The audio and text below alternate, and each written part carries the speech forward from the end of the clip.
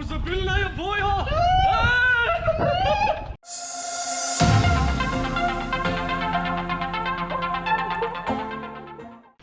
Hej ho in dobro jutro vsem skupaj.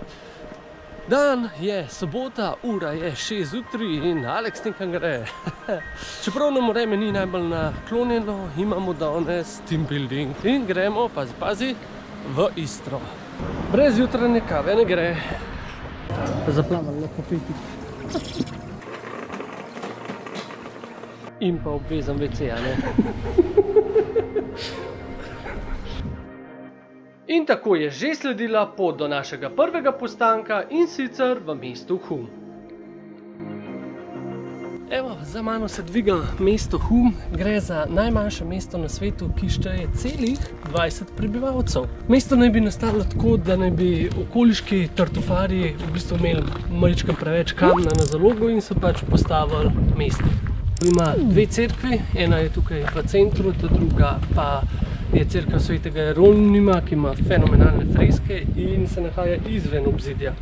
Imajo tudi obzidje, to je res. In mogoče najboljša stvar tega mesta je, da imajo tekmovanje v žganje kuhi. In sicer zelo specifično tlele kuhajo žganje iz bele omele, tako da gremo skozi mesto.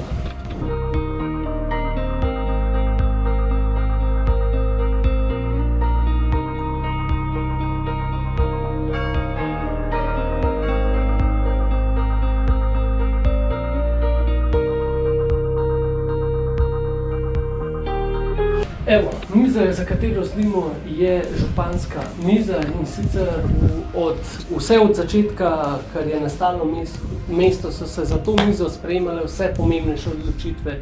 In v bistvu tudi od leta 1977 naprej so uvedli nazaj ta stari ritual, da se tudi župan vedno voli za to mizo.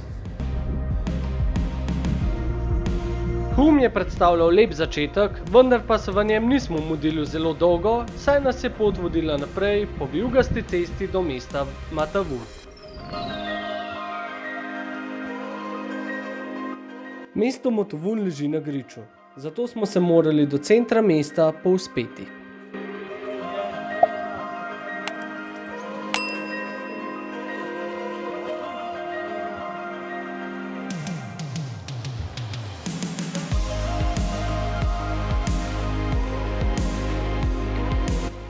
Nahajamo se v mestu Matavun.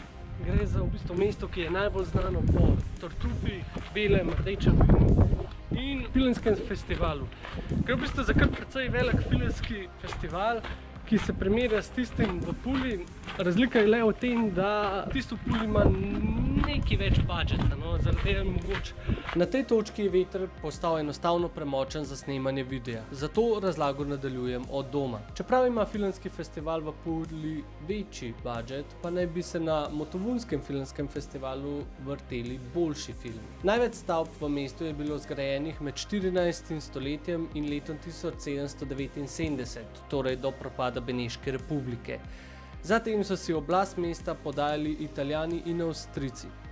To izmenjevanje je potekalo vse do osamosvojitve Hrvaške, ki je nato prevzela lastništvo nad mestom. Pa z mano greš. Ok. Kar pejt k meni? A čisto ujamem? Ja, no. Tako pa zgleda, če z mano ni mojega sonča in moraš druge ljudi učiti, kaj narediti. Še vseeno, David se je fulober odrezal, čeprav je pa res, da sva za posnetek porabila sigurno 15 minut in to je bilo tudi krivo, da sva zamujala na avtobus. Sledil je premik na zadnjo in meni najljubšo postojanko tega izleta v vas Abitanti. Nekaj zanimivih dejstev o sami vasi. Abitanti so po abecednem redu slovenskih naselij na prvem mestu. Nahajajo se na približno 400 metrih nadmorske višine, kar je zadnja višinska meja, na kateri še uspeva Refošk. Zato je tudi vino, ki ga pridelujejo v tej vasi, nekoliko drugačnejšega okusa. Abitanti so tudi zaščiteni kot kulturni spomenik, saj je arhitektura v vasi ostala nespremenjena, posledično pa imaš res občutek, kot bi se vrnil malce nazaj v času. Namen našega obiska tam je bil spoznati bogato zgodovino te majhne vasice ter poskusiti nekaj okusov Istre, že prej omenjeni refošk ter pridelke iz tartufov. Po pogostiti pa smo se odpravili tudi na lov za tartufi, kjer nam je pomagala tale mala zverinica. Ja, se usede, da bi jo kdo čohal, in ko jo noče nekdo čohati, gre k drugemu. V preteklosti so za iskanje tartufov uporabljali prašiče, danes le-te nadomeščajo za to vzgojeni psi. Tartufi in njihova najdišča pa so seveda trdo varovana skrivnost. Zdaj boste se dali tukaj na to, pravi tle na tem travničku, boste opazovali lepo Lizo. In lahko pol itak, ko najde, greste do nje, no, samo zdaj. Poznamo dve vrsti, črne in bele. Beli so bolj cenjeni, saj se najdejo redkeje, globje v zemlji in imajo bolj bogat okus in vonj.